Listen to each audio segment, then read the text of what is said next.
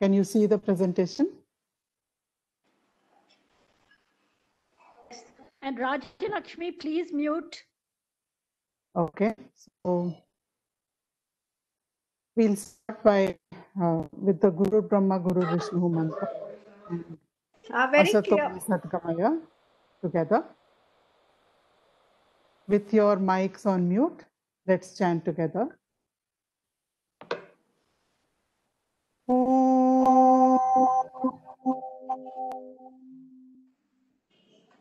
Gurur Brahma Gurur Vishnu Gurur Devo Maheshwaraha Gurur Sakshat Parabrahma Tasmai Shri Gurave Namaha Asato Ma Satgamaya Tamaso Ma Jyotirgamaya Mrityorma Amritam Gamaya Om Shanti Shanti Shanti. Let us offer our pranams at the lotus feet of Bhagwan Chiramana, whose Upadesha Saram we have been studying and we are going to continue to study today. May his grace and blessings bring about seriousness in our studies. Let it light the lamp of awareness within us.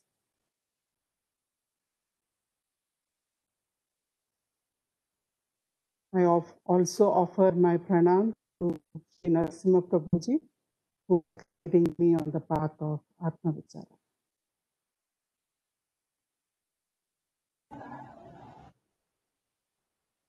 So, happy Independence Day also to all of you.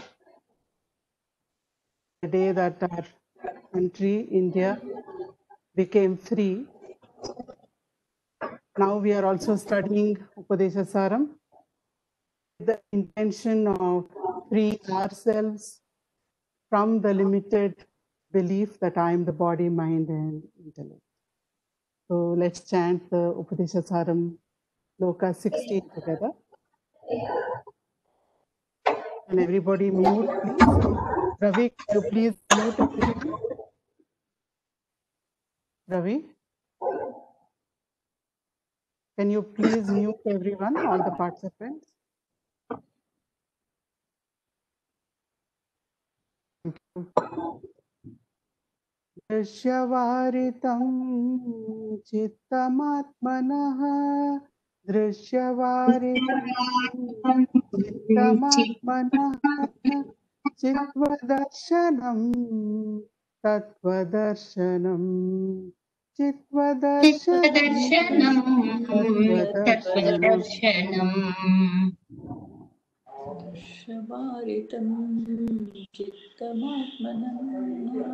Can we have everybody on mute, please? Everybody, please mute your microphones.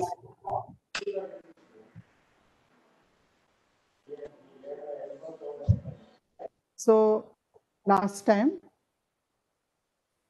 Bhagwan Sri Ramana Maharshi told us in the 16th shloka, when one's mind is withdrawn from the seen and turned towards the seer, it's established in awareness, which is also truth and reality. So, we discussed this shloka in detail. We took parallel shlokas from other Upanishads. We also saw that everything we think that in the outer world is actually a projection from the senses into the brain and labeled and interpreted by the mind. So the world is actually within the mind. The world is within us. Also saw that whatever we think is the world, again represented in this diagram, it is within us. Then we have desires, feelings, memory, imagination, visions, all this is also part of the scene, part of the object world. We think objects are only outside, but even the thoughts in the mind, all these are only thoughts, desires, feelings, memories, imaginations, and visions. All that is also in the mind. It is within us. So to withdraw from the scene means we have to withdraw from not only the external world, withdraw our attention not only from the external world, but also from the thoughts in the mind. Because we know when we sit for meditation, thoughts keep bombarding us, memories keep bombarding us, feelings keep bombarding us, and we imagine so many things. What if this happened in the future? If that happened in the future? So we need to withdraw attention, not just from the outer world and its objects, but also from the objects inside the mind, all thoughts. From that also we have to withdraw attention and focus on the witness. Who is aware of the thought? Who is aware of this desire? Who is aware of this visualization going in the mind? So we shift attention from external object, from internal object, which is thought, to the wit or awareness, which is the self, which is always present. That is the substratum of our existence.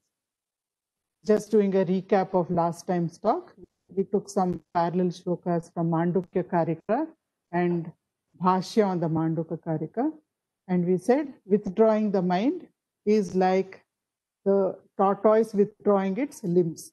The tortoise withdraws its legs and head into its shell whenever it feels. So in the same way, we can withdraw our attention from objects, from what is seen, to the seer, who is seeing the objects, the witness, who is aware of all these objects. So let us chant Shloka 17, which also we had completed last time. Manasam tu kim margane krite, manasam tu kim margane krite, naiva manasam marge arjavat, naiva manasam marge arjavat. So here Sri Ramana is telling us, when you ask what is the mind, you find that there is really no mind, because mind is nothing but a bundle of thoughts. Can we have everyone on mute, please? Ravi, can you just mute all the participants?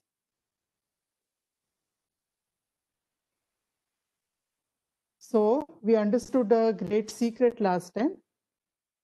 The mind is nothing but consciousness. Mind is nothing but Brahman. But when it identifies with the instruments called body, mind, and intellect, then it becomes limited. But when we turn it towards the self and it withdraws from all the objects, then it is the self, it is Brahman itself. So we need not be scared of the mind. What we should be aware of, what we should refrain from doing, Ramana Maharshi is telling us, is from identifying with the contents. What are the contents? Thoughts. And what is the major thought? I am the body, mind, and intellect thought. So if you don't identify with the instruments, then the mind is nothing but consciousness or Brahman itself. So continuing with this shloka, we looked at Sri Basavanna's Vachana, which echoes the same sentiments. We looked at some metaphors for what is the mind. We looked at the onion. You go on peeling the onion, you don't get anything at the end of it if you remove one sheath after the other. So the mind is also like that. You go on removing all the objects, you withdraw the mind from every object one after another, and you take it to the source, then there is no mind. We looked at Ghatakasha and Bhutakasha example, ripple and lake example. I will not go into all of that in detail now. We looked at briefly the incident where Major Chadwick, he realized for the first time what it is to move from the seer to the seen. Major Chadwick was a very well-known devotee of Bhagwan Sri Ramana Maharshi, who came from England and settled in Ramanashram and lived there the rest of his life, that is for several decades. So we have come to the new shloka today. With the recap in mind, let us proceed with two new shlokas today, shloka 18 and 19. So let's chant 18 together. Vrittayastvaham vrittimashritah vrittayastvaham vrittimashritah vrittayo mano vidyaham manah vrittayo mano vidyaham manah. So while unraveling each shloka, in order to understand and look at the translation, there is a key phrase in every shloka. The key phrase may not always be the first phrase. It may not always be even the phrase in the first line of the shloka, because the way we structure Sanskrit sentences or Sanskrit poetry is a little different from the way we would structure English. So here we begin with the phrase Vrittayo Mano. Vrittayo means thoughts. Mano is the mind. The mind is nothing but thoughts. So Bhagavan is saying, when you ask what is the mind, you will find that the mind is nothing but thoughts. Remember, even objects of the external world, if I'm looking at my phone as I'm participating in the session, or I'm looking at my laptop, or I'm looking at the TV monitor, that's also a thought in my mind. So every external object is also a thought in the mind, and all psychological thoughts, desires, feelings, memories, they are also thoughts in the mind. So finally, mind is only made up of thoughts. Vrittayo Mano. We find when we ask what is the mind, that the mind is only made up of thoughts. Then Vrittayastvaham vrittimashritah. Vrittayaha, breaking the sandhi. Vrittayaha aham vrittim ashvitaha. Vrittayaha, all these thoughts, every single one of these thoughts, aham vrittim, on what do they depend? They are dependent on the I thought. Ashritaha, dependent. So the mind is nothing but thoughts. On what do all these thoughts depend? They depend on the I thought. Vidyaham manaha. Therefore, vidyaham, vidya, understand, aham, this I thought is the mind. Bhagavan is underlining it for us. It is like A is equal to B is equal to C. So, since the mind is made up of thoughts, and all these thoughts are dependent on I thought, therefore, the mind is equal to I thought. Without I thought, none of the other thoughts will be there. How do we know this? Deep sleep. Every single day, sleep. When we sleep, there is some period in the night when we don't have dreams, when we are in a very deep state of sleep, then the I thought is temporarily out of action, suspended. So when the I thought is not there, thought of the body, thought of the outer world, nothing is there. No thought is there. There is no thought that we are aware of during deep sleep. So taking your own experience into account, Bhagavan is saying, understand that unless the I thought is present, unless the I thought is active, it is not in a state of suspension, but it is very active, then, only then, all other thoughts will start erupting in the mind. If the I thought is absent, as you sleep, then no thought will erupt in the mind. Therefore, mind is equal to I thought. So first equation, mind is equal to thoughts. Second equation, thoughts equal to I thought. Third equation, mind is equal to I thought. That is what Bhagavan is telling us here. But what is this I thought? Okay, we understood those three equations. But what is this I thought that Bhagavan is talking about? What is Ramana Maharshi saying when he says I thought? Just look at this slide. What do we see in the slide? We see a chameleon. All of us have seen chameleons, right? So on this slide, we have a picture of a chameleon. It's so well blended with those fern leaves, the brown shade of the leaves, the brown shade of the chameleon. It's blending so nicely together. Unless you look very closely, you can't see.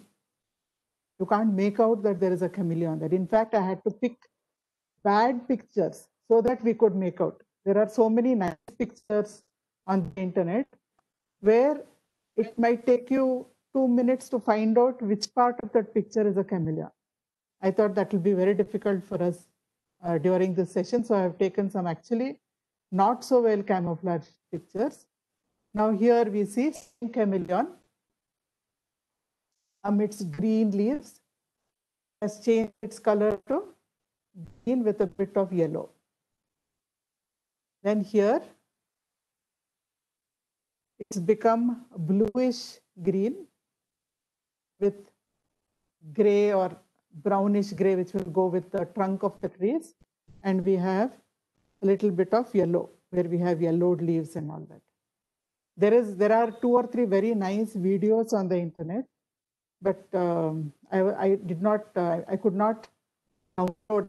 They were not downloadable.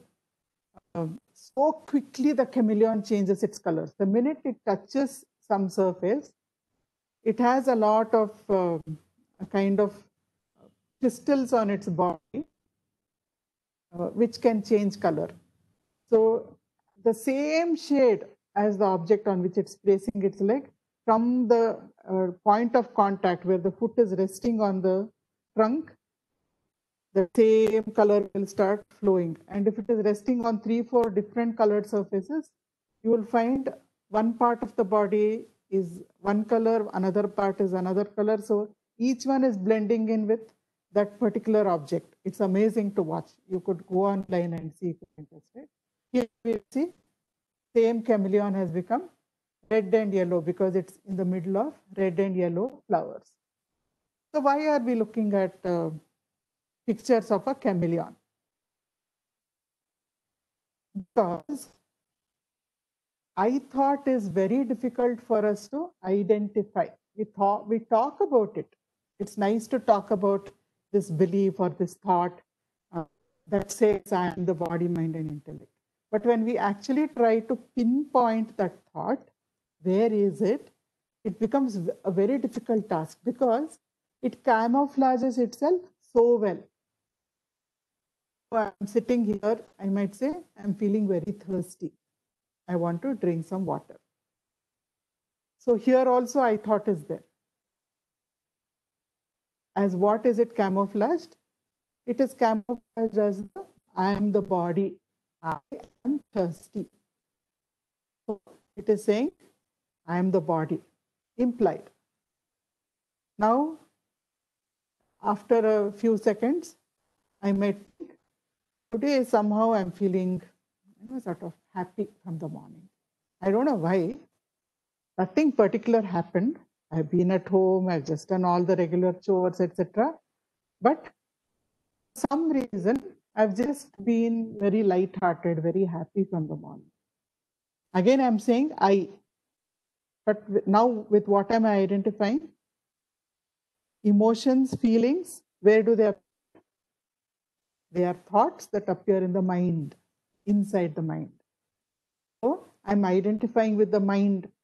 Whenever I'm identifying with any emotion, then I'm identifying with the mind. When I'm happy, I'm sad, I'm bored, I'm excited. I love doing this. Oh, I want to go there. Oh, I just love going there. All that I'm identifying with the mind. And when I start saying, Ramana Maharshi has given great clarity in Upadesha Saram. Step by step, he's giving me a lot of clarity. I may say that. So then, with what am I identifying? With my intellect. Within the span of 1 minute, I identified with the body, I identified with the mind, I identified with the intellect. But each time, I'm saying I. I'm referring to all three. I'm saying I. It's so difficult because quickly this identity flips. Very fast. Not like a chameleon changes its colors fast, yes. But the mind, it's a super chameleon. Just in a few moments, in a split second, it changes its identity. And so well again camouflage. So Bhagwan is saying, it's difficult for you to identify even this I thought. Yes, we said mind is nothing but I thought. But it's hard to identify the I thought because it keeps on changing its not only color, its form, its shape. When it is the body, it will say I'm thin, I'm fat, I'm old, I'm young, I'm 50 kgs, I'm 80 kgs. So it's changing its form also. Then the minute I say I'm the mind, once again it's changing its characteristics. It's looking at an object, it's taking the shape of the object. So quickly it keeps happening. Changes are really fast. So we have to be very alert. Mind has to be very subtle to identify the I thought. Another example, we'll go to how to identify. Before we go to the how to identify, we need to still understand the structure of the mind, because we said all thoughts are dependent on the I thought. So this is actually a structural functionality involved here. Now, as an architect, when I design buildings, I have to think of so many different aspects of the building. So when I design a roof coming out in a big projection, it is not supported by columns or anything, then I should think of, is this going to be structurally stable? All the load is going to be taken up by the foundation of the building. So how strong should the foundation be? So unless the structural stability, a building will not be stable. In the same way, what we call the mind.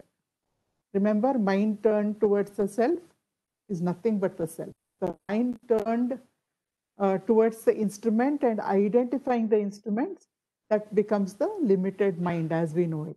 So what gives this limited mind its structural stability?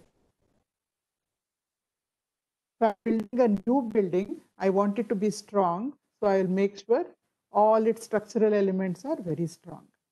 But if I want to demolish a building, what will I do? I'll try to find which is the key support. If I pull out the key support, the whole building can collapse. Of course, the people who do it have to be safe. So here, we are not a construction squad. We are a demolition squad. We are coming here. We want to demolish the structural stability of the mind, so that instead of identifying with the instrument and becoming limited, it goes back to its old state of infinity, of being the self without the limitation of body-mind identity. So where is this stability? Where is the structural member that is giving the mind its stability? So Bhagavan said in the shloka, all the thoughts are dependent on the I thought. And also we took an example of a magnet. I've just put a few pictures here. If you see on the top picture, you see a child. There is a magnetic board fixed to the wall. So the child is sticking picture, just brings a picture, a block over there, building block or an alphabet block or an animal block or something. It will stick to the magnetic board. So just like that, wherever the mind pays attention and the mind gets involved and the mind gets attached, automatically that will come and stick inside. That is what we call vasana. Then that we have a chess board.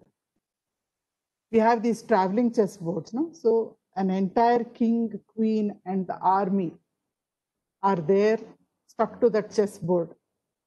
So within us, there are so many characters, so many masks which I keep donning. I can be the king, I can be the queen, I can be the officer, I can be the priest, I can be the soldier.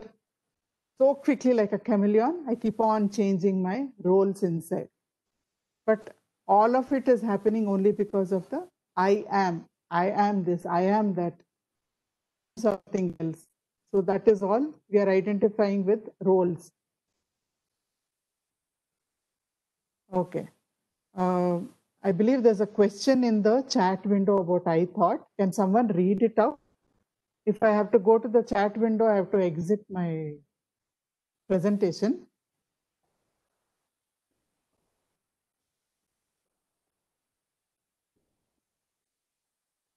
I believe the question is in Does a the chameleon. Yeah. Can you read it out, please? Does the I Sorry? thought not have a purpose? In the chameleon, this is for survival. Similarly, was the I thought originally created for survival? Okay. Yes, in the chameleon, it is for survival. I thought originally created for survival, but survival of whom is the question? Who wants to survive? Till a certain extent, I thought is useful. Till an individual develops enough in order to seek the self or brings out all the potential. As long as we are result oriented, as long as I feel I am benefited, I should become more educated, I should be well known, I should get name and fame, my family should be happy, I should have a big house, I should become a good musician. So till this potential is brought out, thought may be said to have a necessity. But at the same time, remember, it brings in a lot of suffering also. Because I should be, I should be a good musician. Okay, I became a good musician and I sing well, I get concerts, etc. But after that, somebody praises another musician in front of you. You sing well, but you know that other person, I went to their concert yesterday. You should listen to that person. They're so good, I tell you. So what happens? If the I thought is very strong, there is a kind of feeling of being threatened, feeling of feeling insecure. Oh, somebody else is there who is better than me. Maybe I can never measure up to that person. In multiple ways, this I thought continues to make us feel insecure. Fear and love, we operate between the two emotions in life. So I thought keeps on making us cling to fear. We respond through fear. Most of the time, it is camouflaged very nicely. You're talking to somebody, you're very polite, very nice, but at the same time, all survival instincts are strong. In very polite language, we can defend ourselves. We can make ourselves seem very good. So fear keeps on ruling us as long as we allow the I thought to be there. Love is where we are passionate about something, where we have empathy towards other people, where we start looking for the loving God, and then slowly it will turn towards loving the self with a capital S.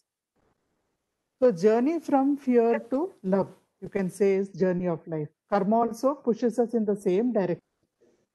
When we feel I'm different from everybody else and my behavior is more about my self-preservation, my own comfort zone, then karma will push me, not relate to the pain of others. So I myself will keep having painful experiences until I understand the pain of others. So karma is constantly pushing us from fear to love, from duality to oneness. This is the journey of life. So here, even without I thought, I can develop my potential. Even without I thought, I can do whatever I want and I can excel in it, maybe even better. But I won't feel insecure. I nurture other people along with nurturing myself. I don't feel threatened. I feel others, if others come up in life, then it is as joyful as me coming up in life. But I thought will create boundaries and it will markers and it will say me first, others afterwards. Or even in that others, those around me first, and then others after that.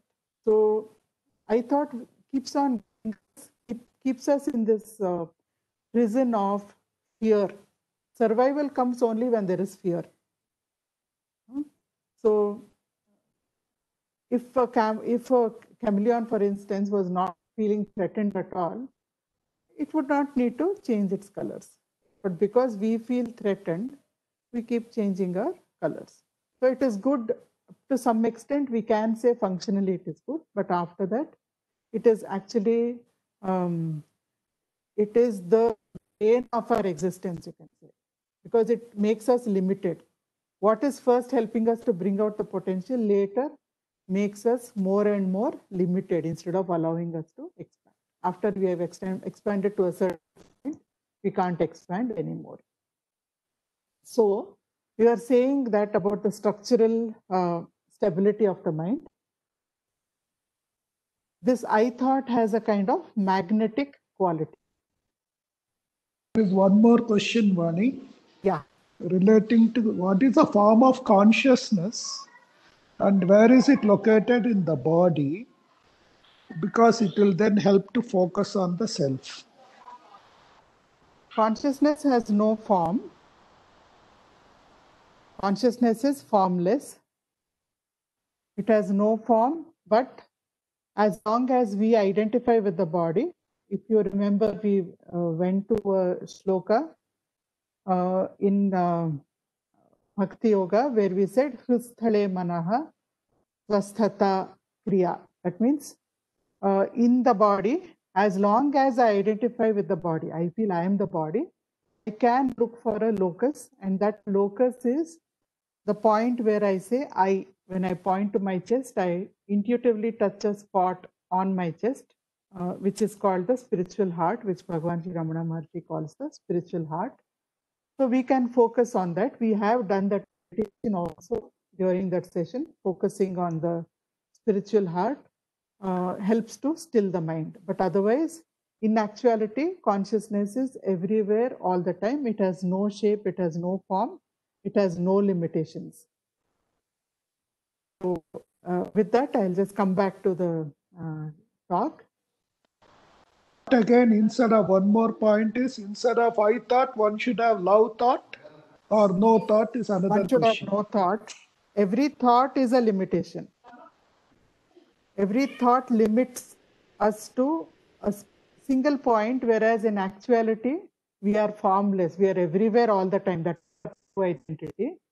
But the minute we create a locus and I say I'm only here, immediately my identity shrinks and my suffering begins because I need to protect that locus. So no thought is the best. No thought with which I identify.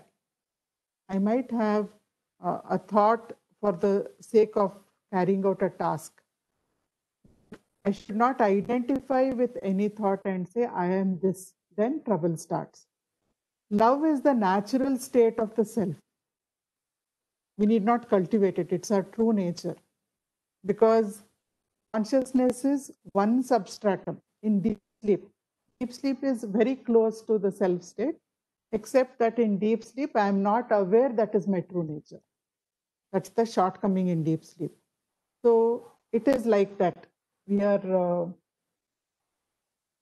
unlimited, and there is nothing that is not me. Everything is a manifestation of the self. We have gone through this in the earlier shlokas. We will also be going through this in the later shlokas. So I would request only one thing. Questions can be kept till the end of the session. Unless Agree with you, because other questions are deviating from what we are discussing. Unless So it we'll is keep it helping further. us to delve into this particular topic, we will keep it for question time. So love is our nature. Satchit Ananda. Automatically, everybody is a part of me. So what is there to hate or love? Somebody is myself. Then what is there to hate or love? Relationship is so close. They're not different from me. They are me. The ignorance of hating somebody or being angry with somebody or carrying a grudge against somebody, all that comes only when there is this separateness. I am different, that person is different. We are not established in the self, so we are still in duality. But when we are established in the self, there is only one. There are not many. So maybe in this context, I can quote a small example from Bhagwan's life. We looked at Major Chadwick last time. He came to be known as Sadhu Arunachala. So he had come all the way from England. He had burnt his boats, bridges, so to say, left everything there. He came here and settled in the ashram in one small room. He stayed there for decades. So one day, he kept hearing Bhagwan tell other people sometimes, I don't have any disciples. I'm not a guru. There are no others for. He got anxious one day. And then he said, he came and sat in front of Bhagwan and he said, Bhagwan, see, I left everything in England and I came here thinking that you are my guru, thinking that you will guide me, your grace will take care of me. So I came from there and I have settled here. This is not my country, but still I have come here. But you keep saying there are no others, then what will happen to me? So Bhagwan said, there are no others. From my angle, there are no others. You are myself. Isn't that greater than you being my disciple and I being your guru? Major Chadwick was not satisfied. He said, no, Bhagwan, I need you to say that you are my guru. So Bhagwan laughed and he told somebody, go and call the sub-registrar, ask him to type this in a document, bring the ashram seal, and let me put it on the document and give Major Chadwick saying, I am your guru. So because we are in duality, we think love is something that we need to cultivate. We need to stop judging people so that we can be more loving. But Bhagwan says, Vedanta says, for if you are anchored in the self, then there is no other. There is only love, there is only peace, there is only bliss, there is only infinity. So you need not cultivate love. Love is who you are.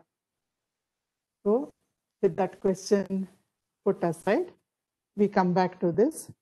So like a magnet, the I thought keeps on attracting different kinds of thoughts.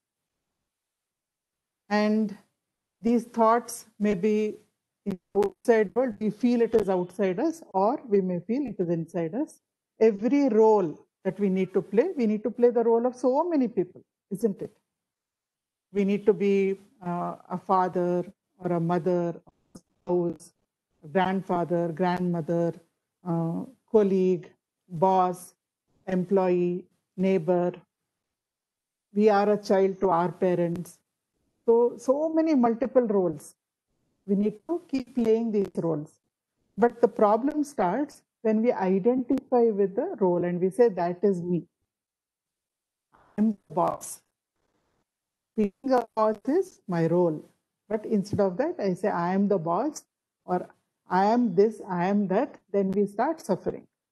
As long as it is role play, there is lightness there.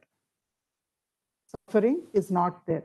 If we are in a drama, in a play, we are taking on a role, we may act at the same time, somewhere in some corner of the mind, in my unconscious level maybe, or even somewhere in the conscious mind, I know I am not this, I am not this beggar, not a pauper, I am not bankrupt, I am so and so. I'm different from this, I'm just playing a role. So, like a chessboard, like all the pawns to the chessboard, if all our roles stick to the I thought, then what happens? I start suffering. My expectations are not met, I start suffering.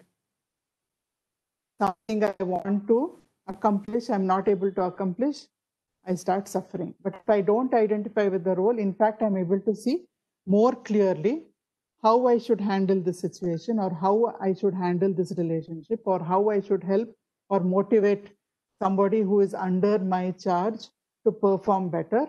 All those things I can see more clearly and perform more efficiently if I don't identify with that role. So Bhagwan is telling us, stop using this magnetic stickiness, which is the I thought. Now, this is a small parable narrated by Swami Ramatirtha. What do we see in the mirror? We see a very cute baby looking at a mirror. So, in the story, there is a mother and a small child. Mother is cooking in the kitchen, and her baby has just learned to toddle around. So 1-year-old toddling around everywhere, lisping small words. So baby is walking around, and mother has her attention on the child, but at the same time focused on the cooking. So the baby walks into a bedroom. In the bedroom is a mirror that has just been brought, a new mirror, not yet been fixed. It is leaning against the wall. Baby has not seen a mirror at all. So the first time it's looking at a mirror, it goes there and it sees, what does it see? Its own reflection. But it doesn't know that's my reflection. So it says, baby, baby, baby. And it's very happy. There's another child. I can play. I have a new friend. And what does the baby do? It wants to touch the other child. So it starts banging on the mirror. It thinks the other child's hand is right there, and it starts banging on the mirror. It's very excited. The mirror is not very stable. It's just leaning there against the wall. Nobody thought that the child will go there and touch it. They're not yet aware that the baby has gone into that room. It's touching the mirror. Then baby gives an extra big slap to the mirror. What happens? The mirror falls down to the side, and we see a crack has developed in the mirror. Baby is now looking at it. Now it has become like two mirrors. The baby looks at one mirror. There's a reflection of one child. Looks at the other piece of the mirror. One more reflection. Gets more excited. Baby, baby, baby. Two babies. There I saw one more baby. Now I'm seeing two babies. So it sits down on the floor and it starts trying to touch those babies. So what do you think will happen? The mirror starts breaking into smaller and smaller pieces that we see in the next slide. But before we go to the next slide, okay, I'll go to the next slide and then we'll talk about this. That is the I thought in the center, that reflection. It's all these small pieces. So many, the mirror breaks so many small pieces. The mother comes running into the room. She hears the bang of the mirror falling. And she sees the mirror is in smithereens. So many small pieces. And in every piece, the baby can see, what can it see? A reflection of itself. Every piece, the baby can see a reflection of itself. So what is this parable signifying? So first, there is one baby, the original baby. That is the I, not the I thought. That is the self, the absolute, the state of awareness. That is the substratum. Now, that baby is looking into a mirror. It sees a reflection. In Vedantic language, that is called Chidabhasa, but maybe we should not get into technicalities. It starts being very difficult. The baby is looking at the mirror. The mirror is the intellect. Baby is looking at, the self is looking at the intellect, and it feels I am. When you look at a mirror, you want to comb your hair, what do you see? You see your own reflection. I am, I exist. Become aware that you exist. This is only a analogy. Don't take it too literally. So the self, when it looks at itself in a reflecting surface, the feeling I am, I exist. So now we have two pieces here. One is I am. You can see the reflection is very faint.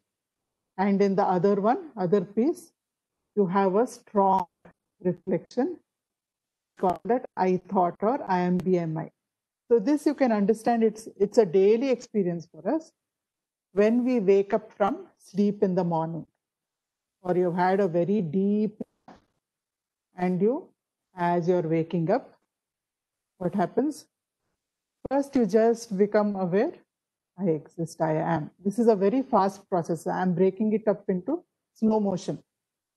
In a movie, the hero and heroine are coming together after a long separation. What do they show usually?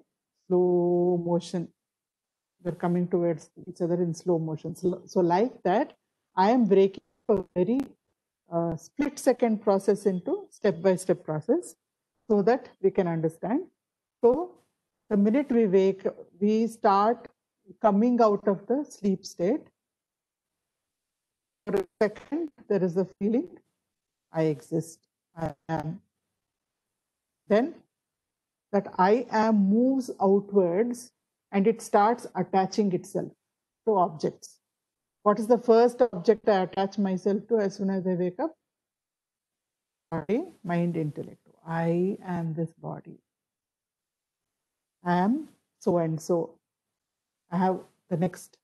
This is what this is my name. This is my form. So I attach myself to the identity, waking identity. I am BMI. As soon as I attach myself to the I am BMI, what happens? That becomes very clear. You can see one reflection. I hope all of you can see it clearly. In this reflection, the reflection of the baby is very, very clear. You can see every detail. In I am sort of recedes into the background because I am has attached itself to the instrument. The feeling that I am existence, that is there. I'm always aware that I exist, but it sort of recedes into the background. That's why we have this little hazy reflection over there. Then as we become attached to the body, we take up the waking identity. Then identity splinters into many more pieces. What are those pieces? This is my bed. I went to sleep here in the night. This is my room. This is my house. That is my house, those are my children, those are my in-laws. Then this is my book, that is my car, that is my job, these are my qualifications, these are my roles. So more and more and more and more, we start attaching to objects around us. But that whole thing becomes possible of this, because of this, I am the body, mind, and intellect thought. Before I am the body, before I attached myself to the body in the morning, in the state of deep sleep, I was formless. I had no form, I had no name, I had no abode. I was not even worried about my bank account or my house or my clothes, or has the maid come today, or maids are not coming nowadays, nothing. No problems, no identities, no form, no name, no qualification. So this is consciousness. The only thing is, when this happens, when we are awake, and I know that is my true nature, that is called enlightenment. In sleep, I don't know that is my true nature. I slip into it and I slip out of it. While I am there, I am blissful. But while I am there, I am not aware that is my true nature. That is deep sleep. But enlightenment is being aware that I am infinite. Being aware that I am existence, I am consciousness, I am infinity, I am bliss, I am peace. That is enlightenment. So we have what is called I thought, I am BMI, and object thought. Aham vritti and idam vritti is what Vedanta calls it. Aham vritti is the subject or the apparent subject. The actual subject is only the witness, but the apparent subject is the body, mind, and intellect. I am hungry. Hunger is object. I am the subject. That is the ego. I am the body thought. I am happy. I am the body thought, and happiness is the object thought. So any thought you can split into I thought and object thought. Every thought has these two components. But Swami Ramatirtha is asking the question at the end of narrating this parable. He's asking a question to all of us. The images kept on multiplying. Original was there. Then one image came. I became I am. I am became I am and I am BMI.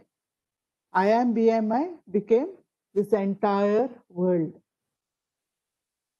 But as the images multiply, does the original change? The mother came into the room where the baby was sitting and the pieces of the broken mirror were all there. What does she do? She'll pick up the baby and then clear up all the broken glass and throw it. Now all those broken glass with the images of the baby, they've all gone.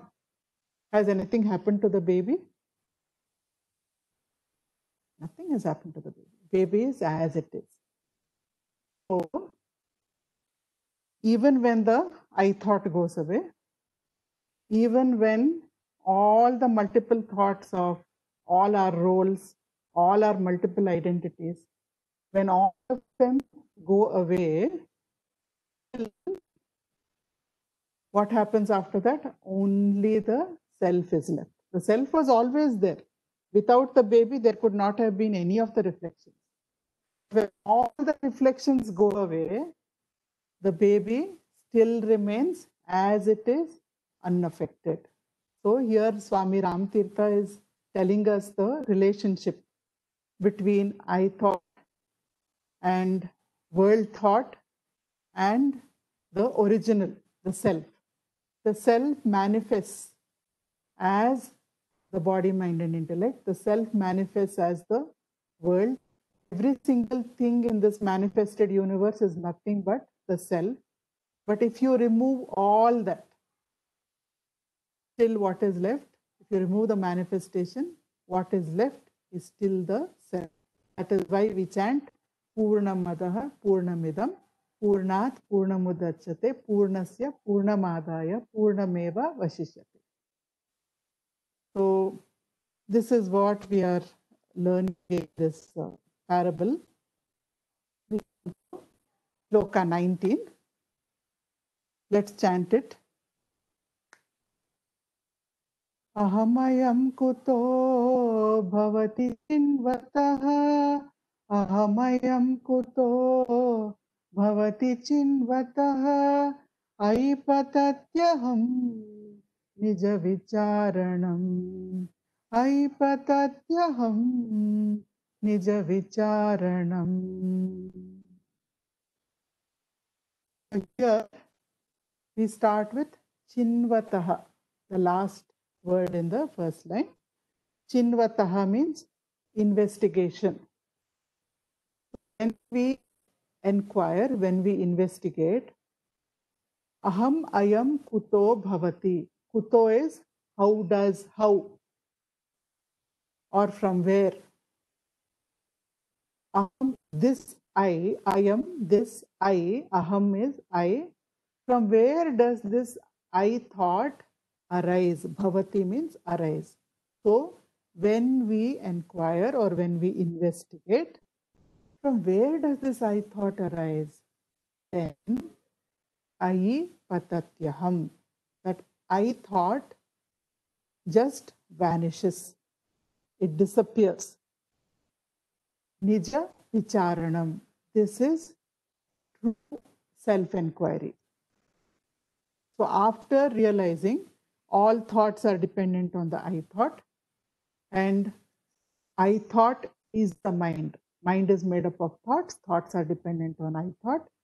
Therefore, mind is equal to I thought. Then don't stop there. Ramana is telling us. From there, ask the question, from where does this I thought arise? Okay, all the other thoughts arose because the I thought exists. But where does this I thought itself arise from? On inquiring deeply, this I thought vanishes. This is self-inquiry. So when we ask, who am I? When a thought comes into the mind, we have been doing it now since we began Upadesha Saram. When a thought comes into the mind, what do? We say, for whom is this thought? And we take responsibility, it is for me. Then, who am I?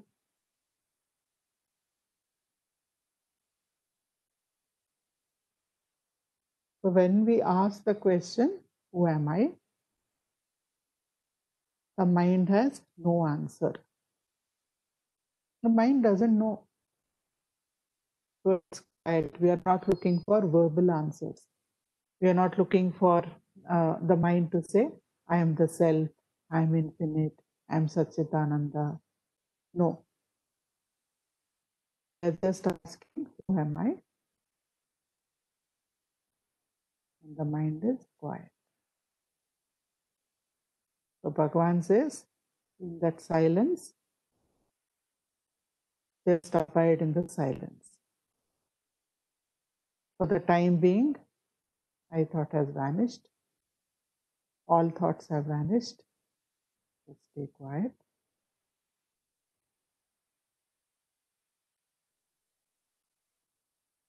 Maybe after some time, another thought may come. Then what will you do? Again ask, for whom is the thought? It is for me. Who am I? Right? Be still.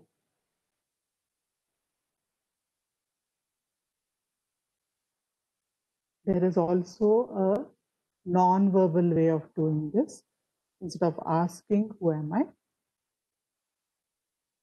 Sri Prabhuji, who is guiding me on the path, he says you can also ask, am I aware? A thought has come. Am I aware of this thought? Then who is aware? So the question is actually not am I aware. The question is who is aware? It is the witness who is aware. Every time it is the witness who is aware. So, non-verbally shift from focusing on the thought to focusing on the witness who is aware.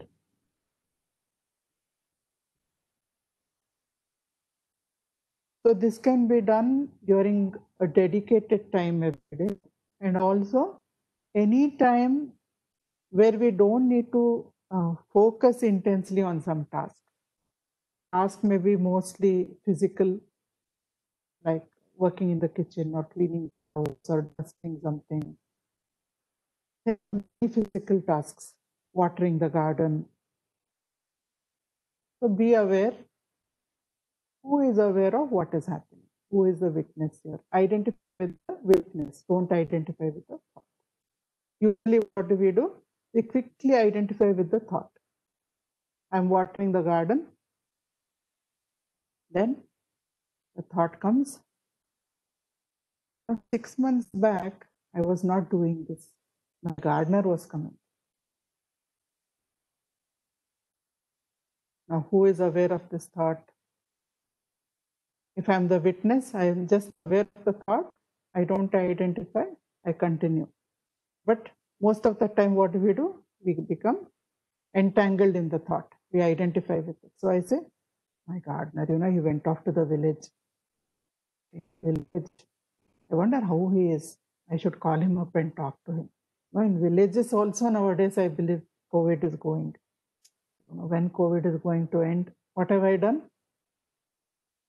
Identify with the thought. So we need to become aware of identified with the thought, shift back to who is aware. Who is aware that I identified with that thought? You become the witness. Like that through the day, after doing a dedicated part of Atma Vichara, through the day we can go back to being the witness. Keep going back to being the witness.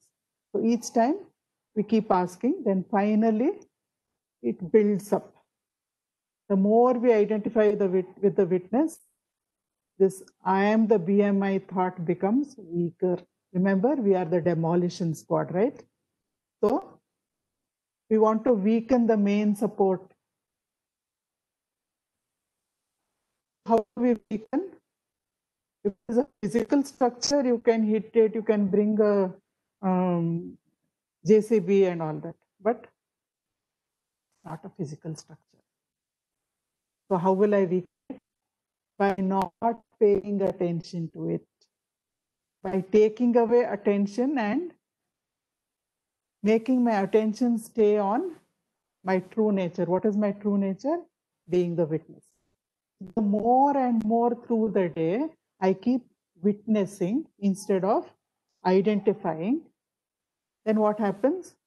I thought, I am the BMI thought, that pillar becomes weaker and weaker and weaker.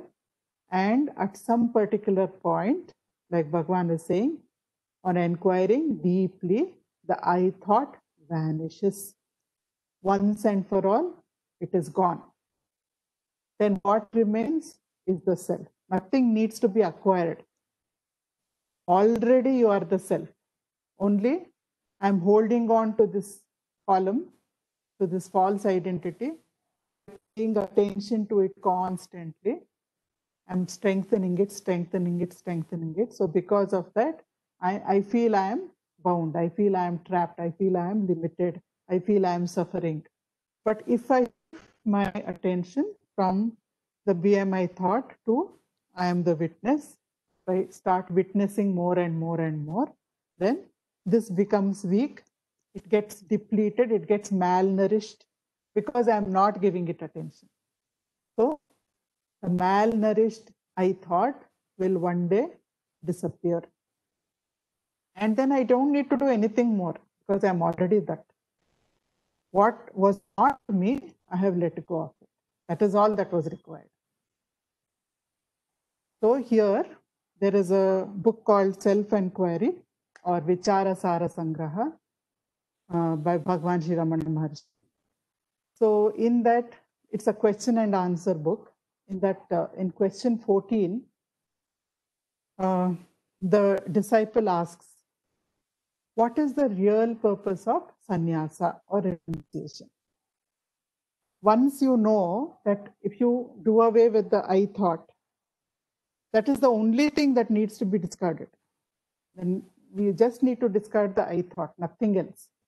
To discard the I thought, that is the supreme tyaga, supreme renunciation, supreme surrender, everything, supreme sannyasa. So this question has been answered, and this answer is there in question 13. So this devotee is asking in the 14th question, then Bhagwan, what is the real purpose of sannyasa? That means the sannyasa that society regards as sannyasa, wearing ochre robes, giving up family life. That is what society regards as sannyasa. So Bhagwan here is saying, sannyasa is only renunciation of the I thought, and it is not rejection of external objects. Sannyasa is mental, it is inside. So even a grihastha, anybody can be a sannyasi inside. If the I thought is given up, that person is a sannyasi. So Bhagwan goes on to say, he who has renounced the I thought remains the same whether he is alone or in the midst of samsara.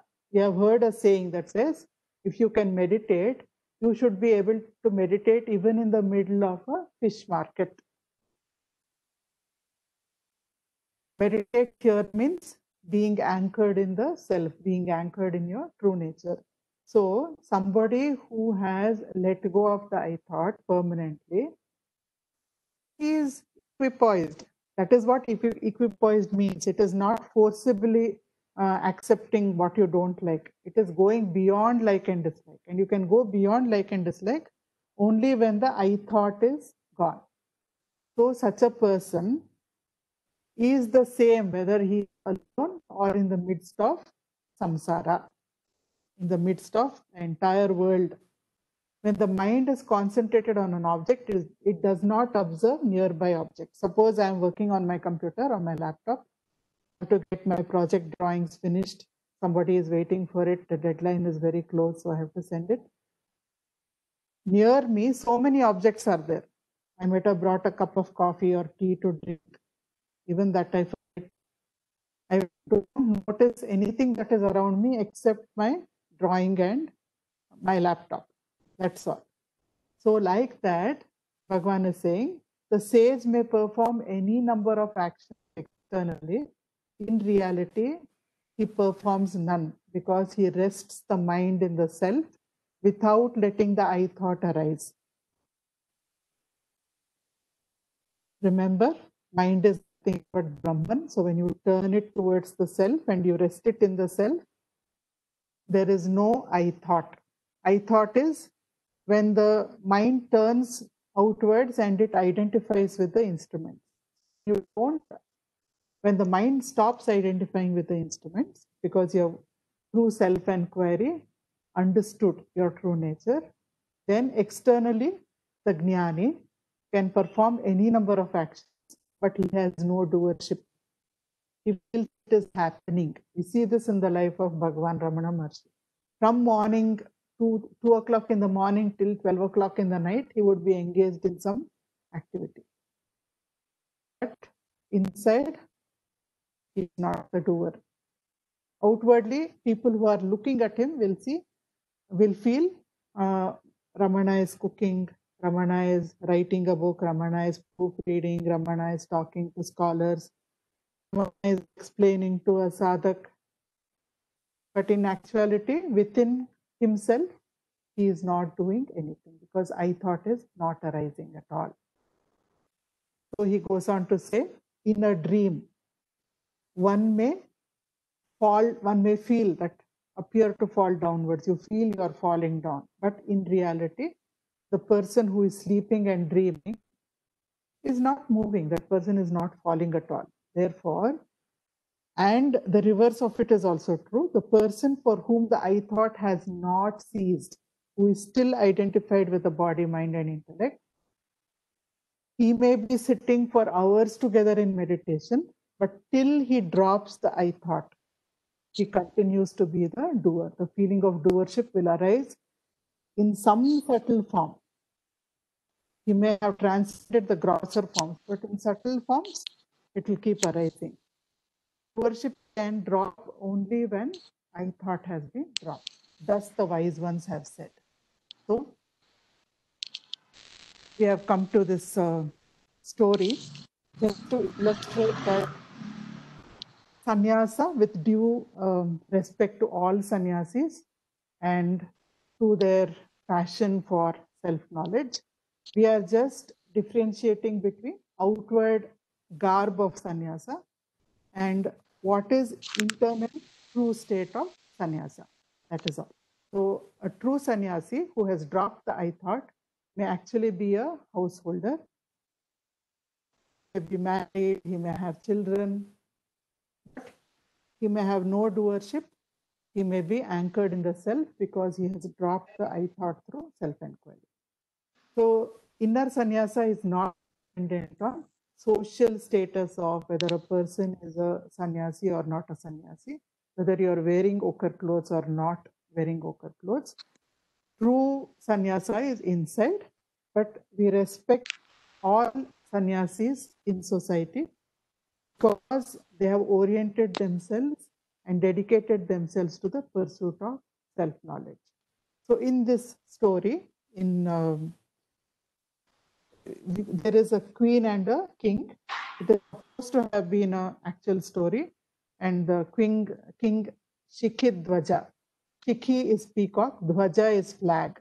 So this king had a emblem of a peacock on his flag. So King Shikhidwaja had a queen called Chudala.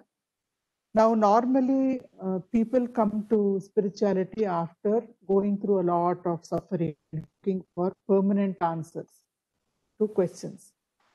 Through doing what can I get permanent happiness in life? But some people can also come because life is very smooth for them and they get bored with it.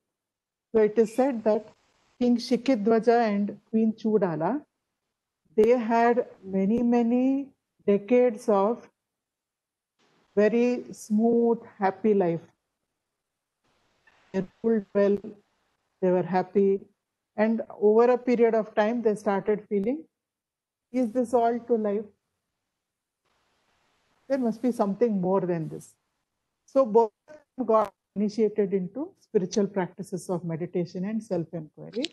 Queen Chudala dedicated herself very seriously. She did sadhana. And after a very short while, she became anchored in the self. She dropped the I thought and became anchored in the self. Then the king noticed that nowadays the queen's face is glowing, radiant, effulgent.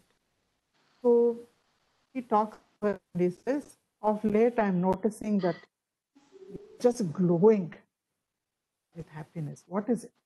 You're using some new cosmetics or what? So the queen laughs and she says, no, just continue the self-inquiry, and because of self-knowledge, that glow has come to my face. So the king starts laughing. What? You are a queen living in all the luxuries of the palace. How can you get self-knowledge just by practicing for such a short time? You got self-knowledge. How is that possible? Now I will get self-knowledge. I will hand over the kingdom to my ministers and I am going to the forest. The queen tries to dissuade him. She says, no, you just practice. Set aside some more time for serious practice of self-inquiry and you will be able to get yourself anchored in the self. But he doesn't listen. So he goes to the forest. In the second picture, we see him meditating in the forest. Here, the queen is ruling the kingdom with the help of ministers. Everything is going well. But she's worried about the king. The king is practicing, but he is not able to get anchored in the self. Though he has gone away to the forest, His mind has still gone with him. He might have left the kingdom. He might have left the palace. He may have left his family. But the mind, the troublemaker, the limited identity of I thought, I am the BMI, that has still gone with him. Now it is saying, I am in the forest. I am dedicating myself to the pursuit of self-knowledge. It is very strong. He is not able to overcome that. So Chudala takes on she puts How on nicely the she garb of tells a this. mendicant. She goes Excellent. to the forest. Goes to the forest where the king is sitting. She says, I am Kumbha. I am sage Kumbha. I have come. I am seeing that you are doing a lot of sadhana. But, by just doing physical acts, through action, you will not attain self-knowledge.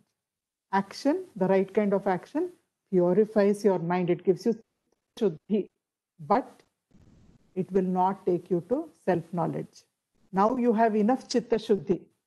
You should withdraw from the seen to the seer. Withdraw your mind from the seen to the seer and just stay there. That will anchor you in the self.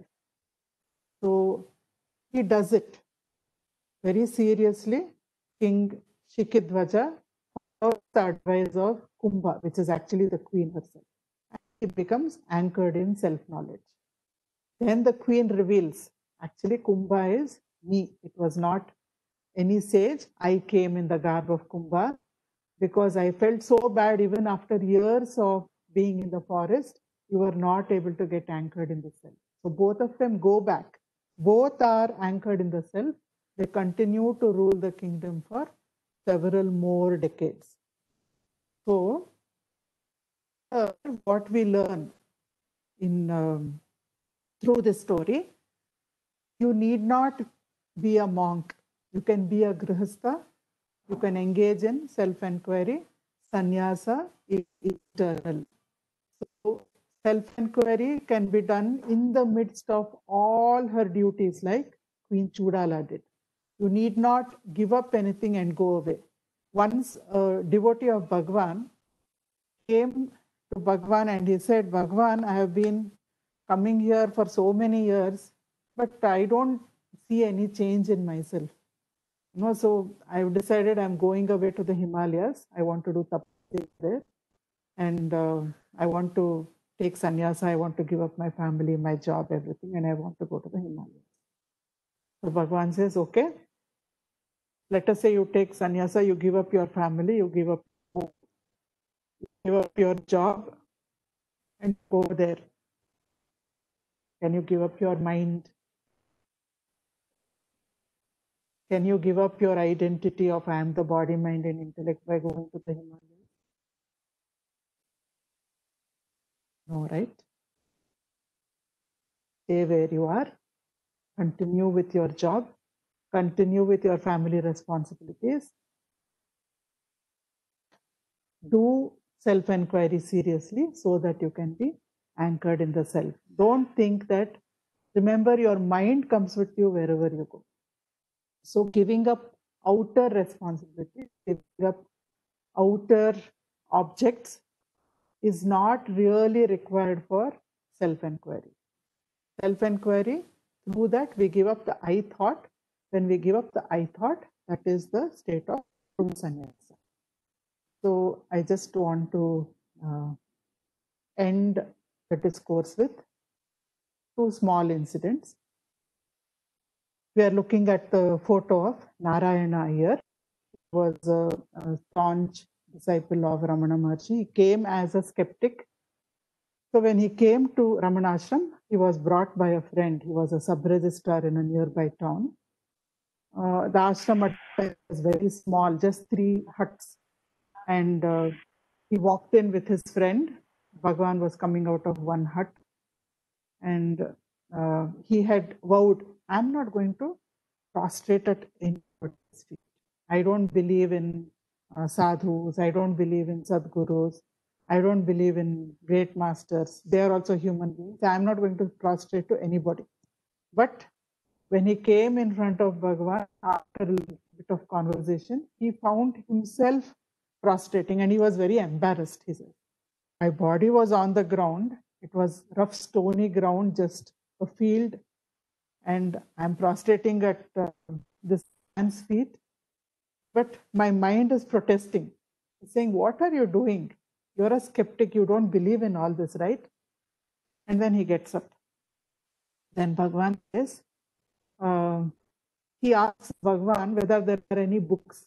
So at the time, book means in a hut, one of the 3 huts, there is just a shelf. And on that shelf, there are just a few books. So Bhagavan says, you go to that hut. Today or yesterday, we got Ulladu Narpadu. That is not Upadesha Saram, but it is 40 verses on reality. It is Sat Darshanam. So that book has just come out. You purchase that book and you read it. Narayana Iyer goes, he buys the book. It is in Tamil. Ulladu Narpadu, 40 slokas on reality.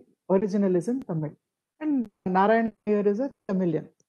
So he opens the book and he reads first shloka, second shloka. He can't understand anything. He says, I don't know. I thought I'll judge this man based on this book. But I'm not understanding anything. So then somebody is walking past him and he calls that person and he says, can you understand this book, Ulladu Narpadu? The man says, no. It has just come out. Even I have not read it. I don't understand it. But tonight, Bhagavan is going to read out and explain those verses to all of us. So why don't you stay tonight in the ashram and do more? So Narayana Iyer decides, I'll stay. That night, Bhagavan he opens the book and he starts reading out. And Iyer says, I cannot believe it. Bhagavan is reading out in a soft, gentle voice. And every word that he is reading out is making absolute sense to me. When I read it, when I put the book and I read it, it was gibberish. It was like nonsense. I couldn't understand anything. But when Bhagavan is reading it and he is explaining it, I'm understanding every word. Is he hypnotizing me? Is he mesmerizing me? He's sitting there. Bhagavan comes to one particular shloka and he says, God can neither be seen with the eyes nor with the senses. In fact, you can see God. To see God is to be God. So you can't see the self. When we say Atma Darshanam, you cannot see the self. See the self is seeing the self. This also comes later on in one of the shlokas in Upadesha Saram also, this tattva comes. So as Bhagavan is explaining this, there is a person called Dandapani Swami, who is sitting also there, a very staunch devotee. Very boldly he asks, Bhagavan, are you saying this out of your own experience? Or are you just, whatever Vedanta says, so you're quoting it? Then Bhagavan very calmly said, otherwise, would I dare to say so? That means it is his own experience. So, Narayana asks him, Bhagavan, what should be my sadhana? I don't know Vedanta. I have been a skeptic till now. So, what should be my sadhana? I find it difficult. Everybody here, they say I close my eyes and I become thoughtless. But I close my eyes and 1,000 thoughts attack me. What should I do, Bhagavan? So then Ramana says, don't worry. You have bought the book Ulladu Narpadu, Shabdarshanam, 40 verses on reality. You go home also. Every day read one shloka. You can learn it by heart or you can read from the book. It doesn't matter. Read one shloka, understand it, and then close your eyes and be in that state. That is all the sadhana. It will go smoothly. Don't worry.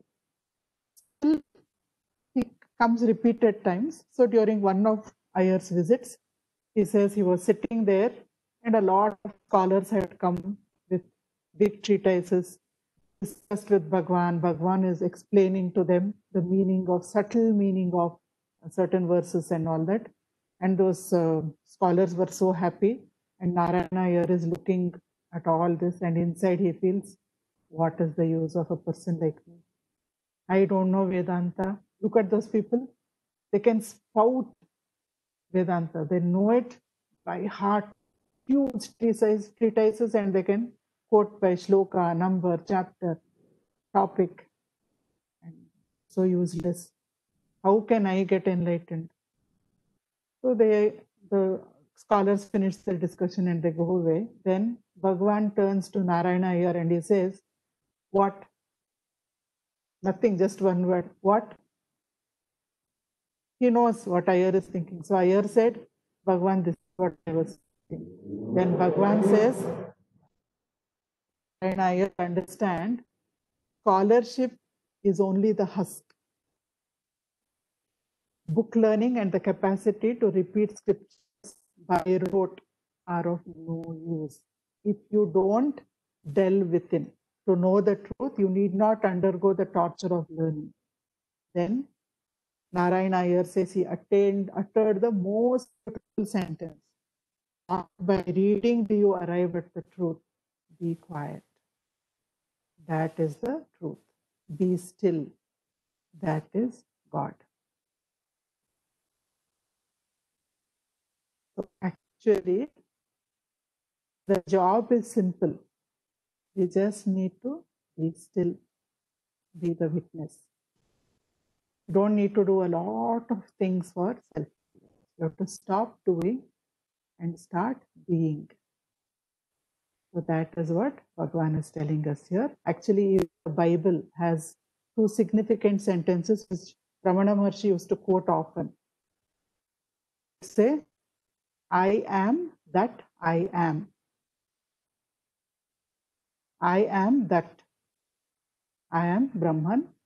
I am. That is wonderful Vedic statement, Bhagavan would say. It is about state of being, just being still. Then there is another sentence, be still and know that I am God. Just be still, know that you yourself are God. These are sentences from the Bible which were often quoted by Bhagavan. So for today, we can stop here. If there are any questions, I'll take the questions. We can do 5 minutes of meditation. I'll just come out of the presentation.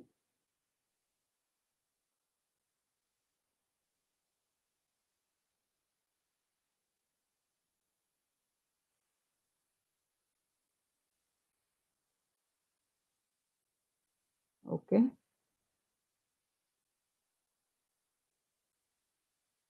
Do not have,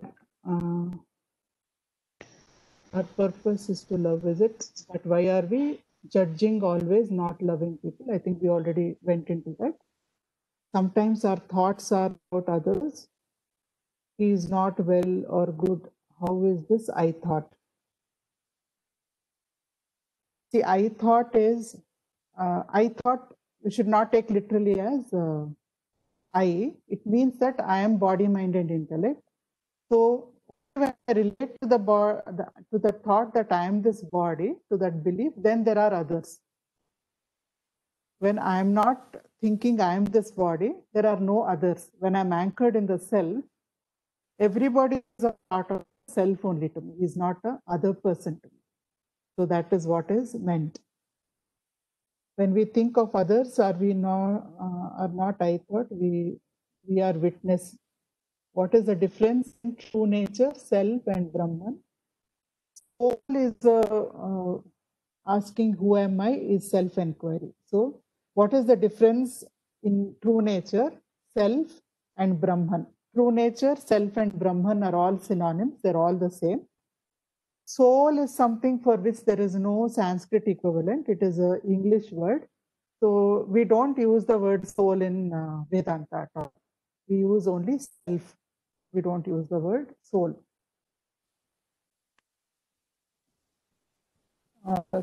Hi, ma'am. Lavanya is asking, can the practice of self-inquiry by itself be instrumental in purifying our mind, or do we have any qualification to pursue self-inquiry. Normally, only with a good deal of Chitta Shuddhi, it is easy to practice self-inquiry. The very fact that you find it engaging, you're interested, want to pursue it, you're pulled to it, you want to know about it, means that you are ready for it. You are ready for it doesn't mean that it will be effortless. I want to learn cycling. Yes, I have to go through the grueling part of getting balancing, learning how to pedal, etc., etc.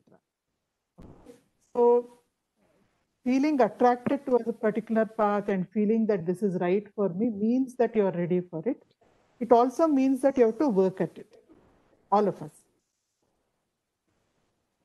Thank you for a beautiful presentation, Lalita John. Thank you for taking us through the inward journey. Okay. Okay, excellent thought. Thanks a lot. I think we are through with the questions. Chitta Shuddhi is another question that has come up. Chitta means mind. Shuddhi means purification. So Chitta Shuddhi means, I'll tell you Ramana Maharshi's explanation, definition is very simple and easy to understand. He says, it is from Bahu Chintana you come to Eka Chintana. Bahu Chintana, mind is always wandering from thought to thought, from subject to subject. It goes on wandering from one thing to another. Difficult to sit for meditation. Mind wants to think about this, that, everything else except the self. So that is Bahu Chintana, too many thoughts. Eka Chintana means to be able to stay focused effortlessly on one thought, one point. So Chitta Shuddhi means to have enough purification, enough subtlety in the mind, enough control over the mind, so that instead of allowing the mind to wander about everywhere, we're able to make it stay focused. So that is called Chitta Shuddhi. Okay, so let's meditate for 5 minutes before we wind up. Giving up anger, judging is Chitta Shuddhi. No. See, anger, judging, everything comes because of the I thought. The minute I feel I am separate from somebody, then I judge that person. If I feel we are all, everybody is a part of myself, I don't judge, isn't it? So getting anchored in the self is the important part. Anger also because I feel I am separate. So somebody else should meet my requirements, or life should bring me what I want, or life should not take away what I need. Life should not bring me things that I don't want. People should not behave in ways that I don't like. All this is coming because of I am the body, mind, intellect, thought. That means it makes me separate from other people. The minute I feel I am separate from others, Kama, Krodha, Lobha, Moha, Mada, Matsarya, the 6 vices come only from the identity of I am the body, mind, and intellect. The more we loosen this identity by not giving it attention and by withdrawing to the witness, to the seer, all these attendant thoughts which are coming in like iron filings to a magnet, they fall away. The strength of the magnet becomes weaker and weaker. The I thought becomes weaker and weaker. All these other adjunct thoughts will fall away from it. So you don't have to put in special effort for that. The main effort has to be at the mother trunk, the I thought. You weaken the I thought, the tree dies, the leaves will all fall away. You don't have to shake the tree or pluck the leaves one by one. Make the tree die, the trunk, don't give it water, that means attention. You allow it to dry up and die. All the leaves like the anger, judging people, hating people, greed, everything just falls because it's not getting nourishment. The nourishment of identifying with it, we are not giving it. That's all. I hope that was clear. To purify the mind, don't we have to give up anything except identity? If you give up identity, everything goes. If you give up other things, I might give up a sweet. People go to Kashi and they say, we'll give up one vegetable, one fruit, one sweet. When you come back, that same attachment gets attached to another sweet. It will get attached to some other vegetable. Or you actually have not given it up. I gave up mango in Kashi, but every time mango comes in front of me, favorite fruit here. I don't know why I gave up. I should have given up something I don't like and come I tell you. So it is inner always, not outer. And by inner we means not even thought. And all these emotions are just thoughts. The minute I identify with it, then there is a problem. I identify with a desire, then there is a problem. But if I disidentify from the one who has desire, from the one who has these emotions, and I start to the seer, the one who is aware of all this, then automatically all this will also go. Instead of plucking out one leaf by one leaf, we are not giving water to the tree. Isn't it a better way? It makes much more sense, right? You pluck out some leaves, more leaves will grow. Isn't it? Can you please cover Ullada Narpada 2 after Upadesha Saram? That is up to the organizers. I would be happy to do Saddarshanam also. But let us see how it works with the plans of the school. I would not like to assume anything. Selfless, same as loving to all for purifying mind. The Karma Yoga is the first thing normally a sadhak will start with. Where we start doing actions, we start helping those who are less fortunate, as maybe orphanages, old age homes, medical camps. We are just learning how to love people for who they are, not for what they can give us, not with any expectation. So that purifies the mind, it helps. Then it shifts to love God. God is separate from me still, but I start meditating, I start chanting, I start worshipping, I start doing upasana. Again, I'm shifting to a higher ideal, but I'm separate and God is separate. Then you come to Jnana Yoga, where you understand that nobody is separate from you. Nobody was ever separate from you. God is also not separate from you. And then you do self-inquiry to get anchored in the self. But if somebody has already finished all that and Chitta Shuddhi is over and this Janma or this lifetime, you don't need to do all that to purify the mind, but you are attracted to the self-inquiry path and you want to engage in it, then wonderful.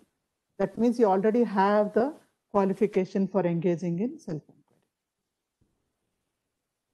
Okay, so now I think we will stop questions because we are really getting past the time. Can we close our eyes? Whenever we go into meditation, remember your true identity. You are the seer, you are not the seen, you are the witness. So just close your eyes.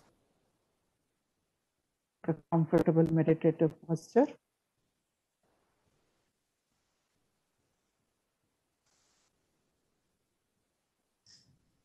Become aware of your breathing.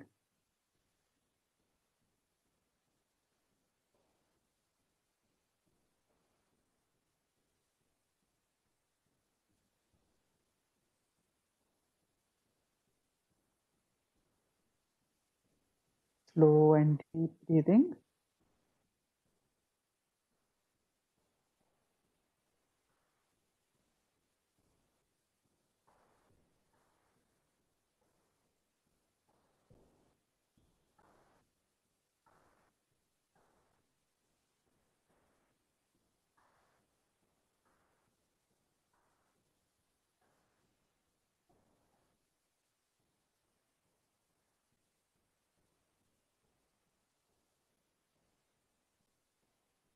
If the breath is an object,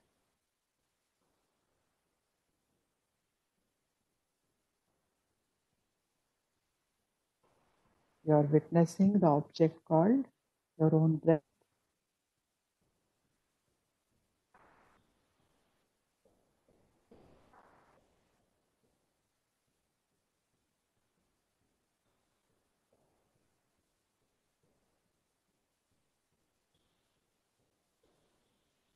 Observe how quiet your mind has become.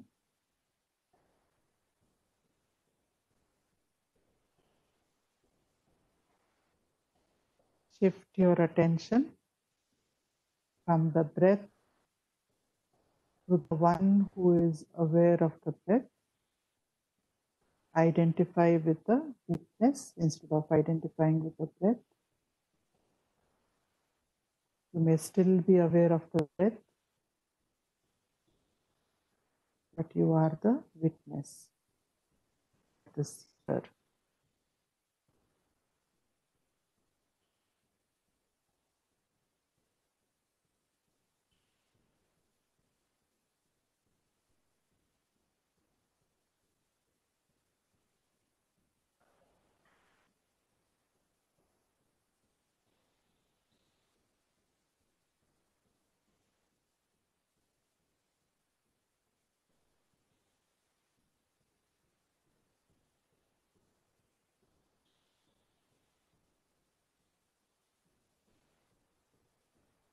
If a thought arises,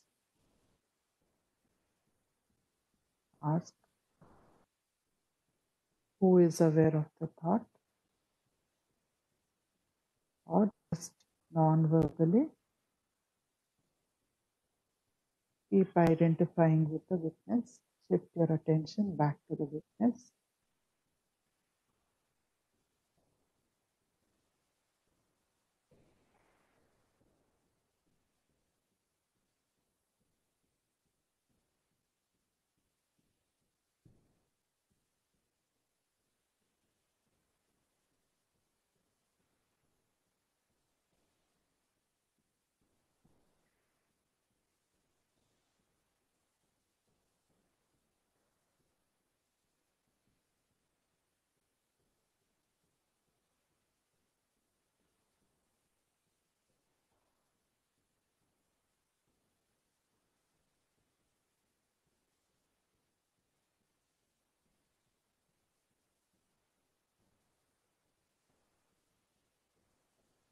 Let's offer our gratitude.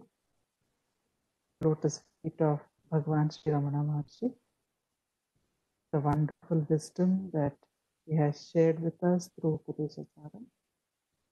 May his grace and blessings stay with us always. May the awareness that he has ignited within us continue to blaze within us all the time.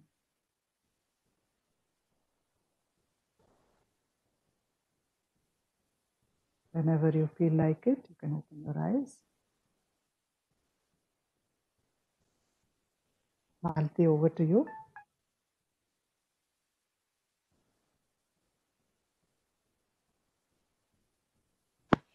Thank you, Vani. Today, Vani covered verses 18 and 19. The gist of these verses is a series of questions which Bhagavan Sri Ramana Maharishi covers. And these are the following queries that that popped up in this. A, from where do thoughts come into the mind? B, what is the source of I thought?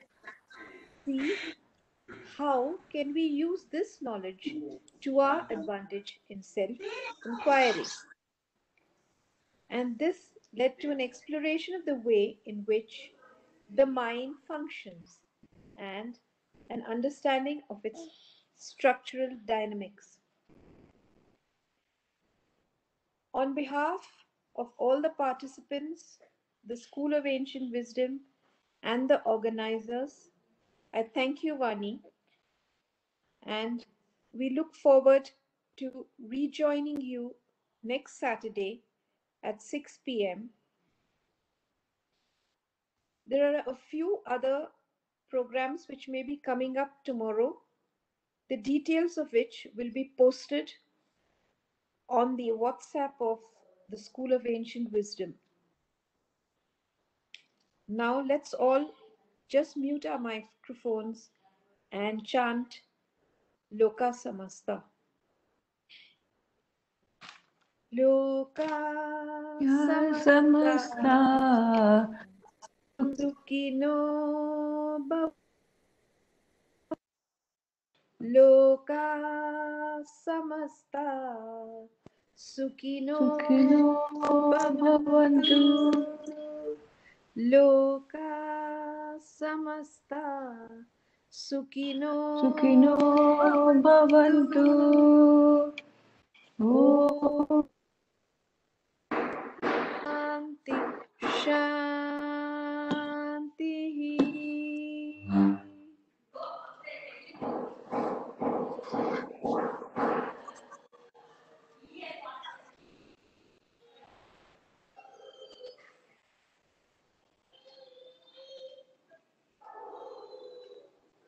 Thank you, Vani.